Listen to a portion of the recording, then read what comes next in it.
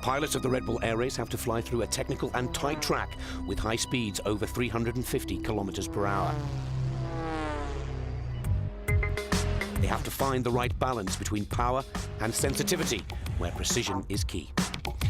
At a height of only 15 meters above the ground, the plane has to pass tight air gates in different maneuvers. They are only a few meters between the wings and the pylons. At such high speeds, the pilots have to operate in dimensions of millimeters.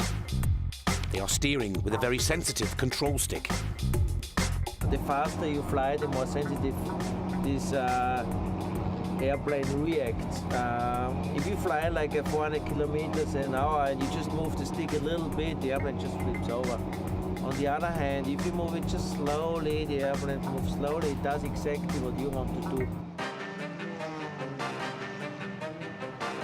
In addition, the pilots have to react and take into account outside influences like wind and weather.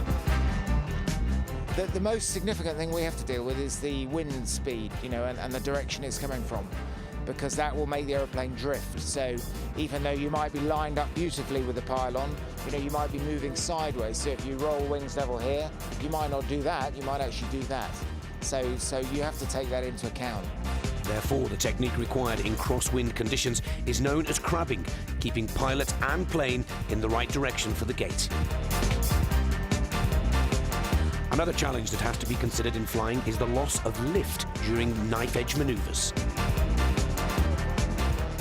Well, basically, when you go on a knife edge, you lose your wings. You don't have your wings anymore. What happens is that you go flying, you go knife edge, and the plane will technically go down.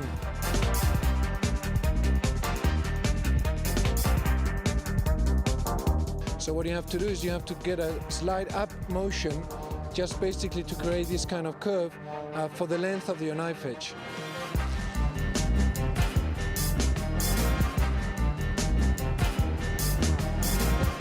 In the track, the pilots have to find the best race line. They always have to be ahead of their next action. No, I mean, if you fly through a gate, every move you have to plan before you do the move.